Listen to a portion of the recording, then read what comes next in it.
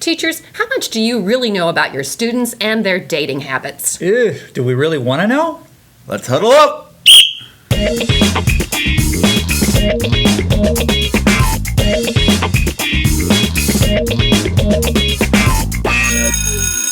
Hey there, cool teachers. Welcome to the Cool Teacher Lounge. Again, we are joined by the coach. And you know what it means when he's here. Not only are we going to get some sage, although rather vague advice, but he's going to help to referee a contest between Barbara and myself. The topic today is how much do we know about teens and their dating habits, which, let's be honest, is a little bit creepy. But as we're finding out, and the Pew Internet report shows us, they do things a lot different than the way we all did things. Yeah, like how did you meet your wife, Chris? I was a cheerleader, and she was a cheerleader. And did she jump and land on, your head or something? But yeah. I better not say that. As you'll notice, we are joined today by the coach, which means that he's here to referee a contest between Barbara and I. How's it going, Coach? I'm going to give you 110% today here. That is still not a thing. Last time Coach was here, he helped to referee a brainy match between Barbara and I, but he was also willing to leave us a prize, which was his ladanya that he left on the in the microwave back there. I have been looking for that for weeks, by the way. It's gone. It's no longer editable. Editable. Editable or edible? Something like that. Yeah, something like that. Okay, so we're going to talk specifically about teens and their dating habits today. Yeah. Are you excited about that, Coach? I could not be more excited about It's different from when we were growing up. Totally different. The little youngins today do things differently than we did. They do. They're for sure. Whether you are teaching in the classroom, you are an administrator, heck, you're just a parent at home with your kids, understanding just the patterns that they're engaged in will probably inform you as to some of the things you're going to do. So we've asked the coach to give us some of the questions and conclusions offered by a recent Pew Internet report on teens and dating in the digital age. And the link is down in the description below. You'll want to read that and check it out for yourself. It is, as all Pew articles and research projects, really, really interesting and very timely for what we do. So who are we playing for? I'm going to play for one of my past students, who, by the way, sent me a Google message last night, a Google Hangout message, and his name is Frederick Reyes. Can I read you his message really quickly? Hi, Dr. Schroeder. Not sure if you remember me from last year. Of course I do, Frederick.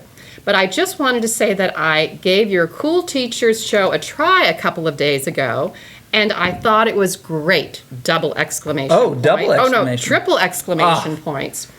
I hope it develops to a wider audience. This is between just you and the three of us. All right, I think that's a good idea. Keep up the good work. I especially love the multitasking show. Okay. Yeah. So, Frederick, I'm playing for you. Who are you playing for? I am playing for Bill Krebs, and he says, what is wrong with Barbara? Was she injured? Perhaps a head injury.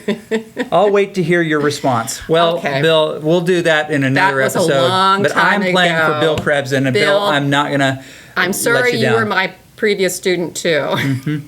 I wish I could adjust your score now, but you've already passed my class. Yep. Too bad. It's too late. All right, Coach. Let's start. Tell us how this is going to work.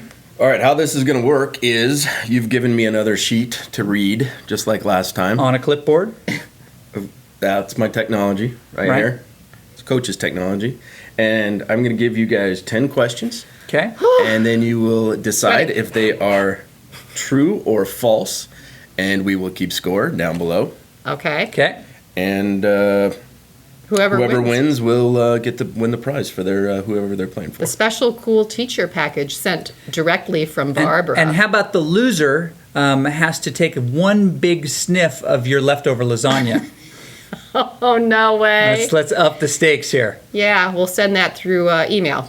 Oh. Open that up and sniff it. Yep. There you go. All right, Coach, let's do this. Let's do it. Okay. Question number 1. Who's going to do this one? Barbara will, you'll have the opportunity to answer first, and then I will also give my answer. Okay, all right. So you do all the odd questions. Which is appropriate. I was going to say, all these questions I would be the odd. oddball. Yeah. Okay. All right, go ahead. Number 1. I can take it. 1 in 4 have dated or hooked up with someone they initially encountered online. Oh, True or false? 1 in 4 teens have hooked up with someone Dated or hooked up. Oh, that someone they met online, they hooked up with them. 1 in 4. Barbara, what's your answer? Oh gosh, that sounds like it would be true. I would say that's true. I'm also going to say it's true. Okay. It is indeed true. Very good, very good. So we're even. Points for both of us down there. Well, that is so interesting because, if you go back 30 years, before the advent of email, that would be equivalent of saying that that 1 in 4 people started dating because they were pen pals with somebody. Right. I mean, that just it's like that's a lot. That seems like a lot. But what constitutes a hookup? That is for another episode altogether. Yeah, that's for the other cool teacher show. Extracurriculum. Cool teacher after dark. I'm not aware what the kids are meaning by hookup. I think that's probably it's like a trailer thing or something. A physical relationship that may not include continual dating. So it has nothing to do with fishing whatsoever. No, Coach. No. Interesting. Okay. All right, Yeah. Question 2. We're on it. This one for Chip. It's Chris. Half of all teens have let someone know they were interested in them romantically by friending them on Facebook or another social media site. That's 50%. Yeah, I have to believe that that's true. I'm going to say it's true as well because that wouldn't surprise me because I know that my daughter, for instance, she's very careful who she friends on Facebook because teens think that if you friend a guy, they're going to think that you are interested in them. Isn't that interesting? That is very interesting. I didn't know that. Okay, well, you've got a daughter, so you cheated. Yeah, I did. I did cheat. So what is it? That answer's true. Yes! Yay! Very cool. All right. We're even. Points for both. All right. All right, number 3. There are widely understood rules with teens and social media. Everything from one's choice of emoji to the spelling of the word hey can carry a deeper meaning. Hey. How many ways to spell hey is there? Hey. I only am. Hey. Hey. See why she gets the odd questions? I would say, what's the percentage again? There's no percentage. It just said there are widely understood rules.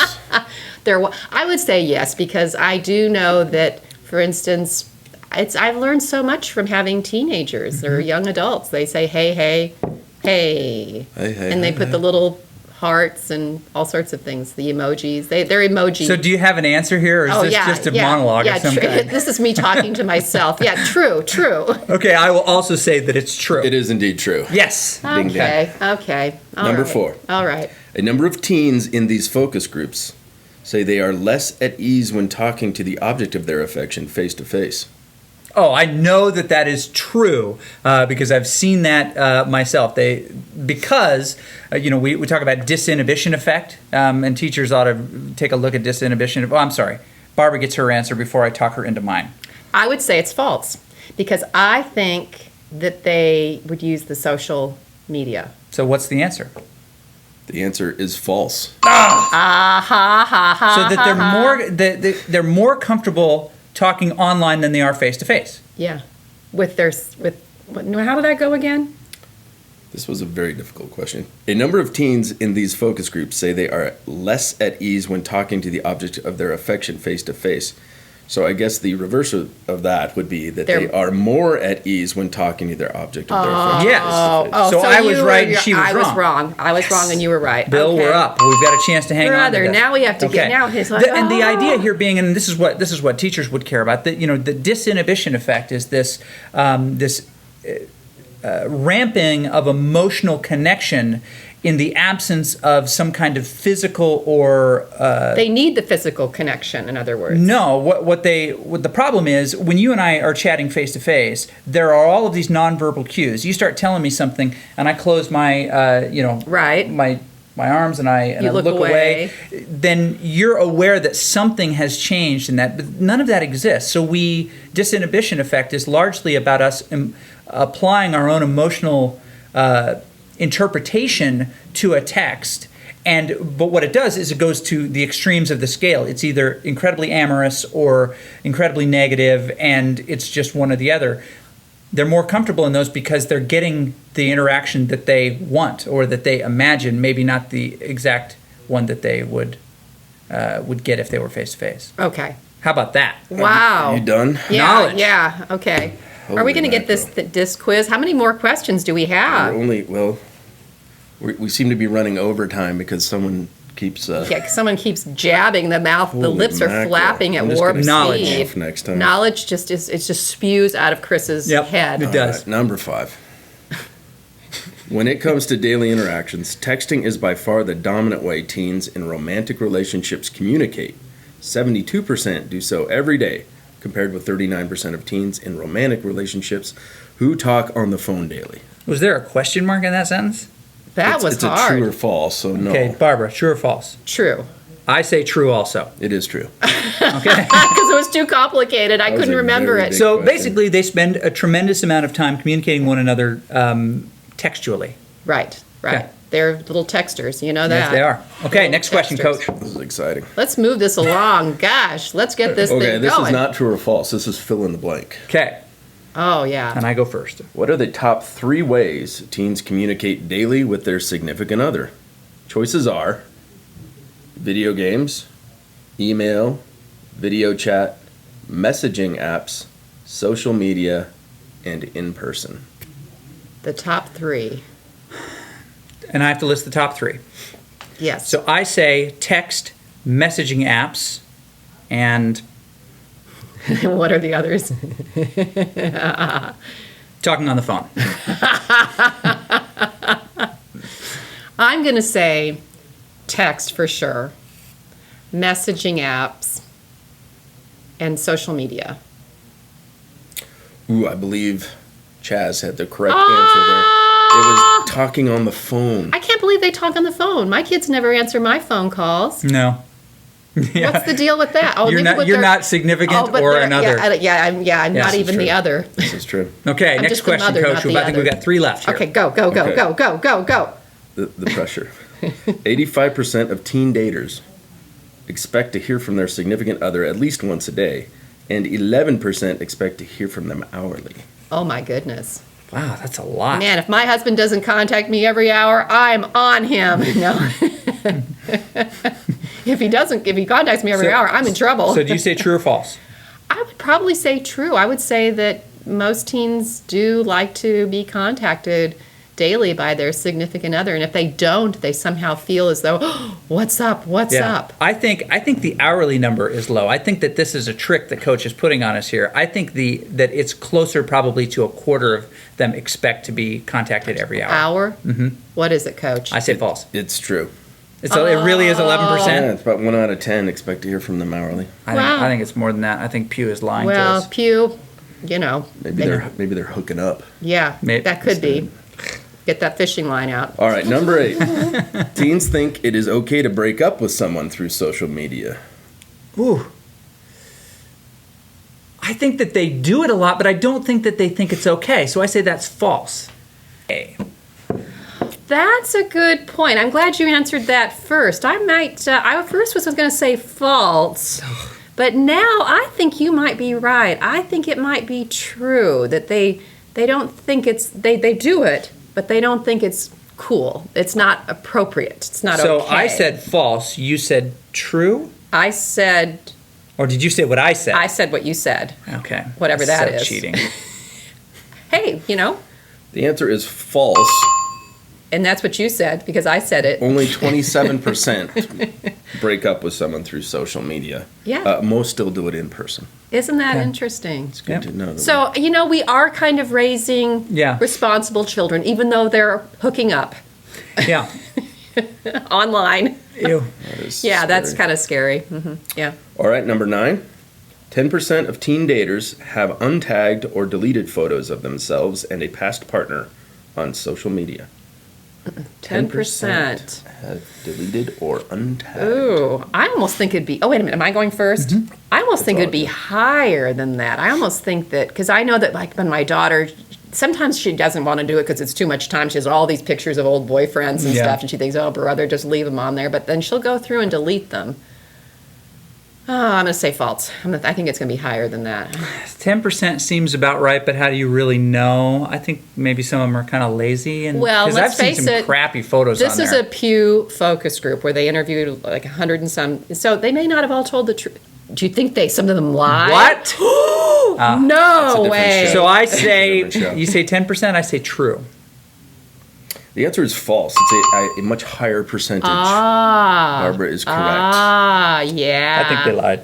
Are we even yet? I think you're ahead. Okay. I haven't seen the scores. Yeah. Congratulations. Who's your person?